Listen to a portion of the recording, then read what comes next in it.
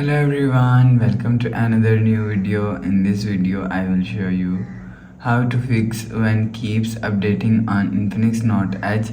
Let's start the video. If you want to fix this problem, so restart device, just click and hold side power button and click on this restart icon. Again tap on this restart icon, you will see phone is restart. After restarting, enter phone pin, you will see your problem is solved.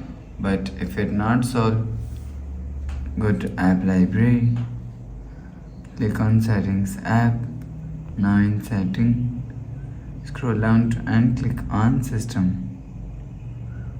Scroll down and click on reset phone and click on reset all settings.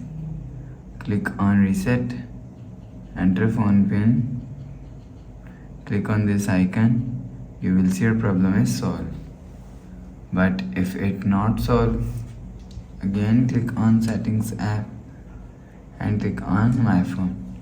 You will check your software update is latest. If it not latest, update your software latest. After update software latest, go back to home screen.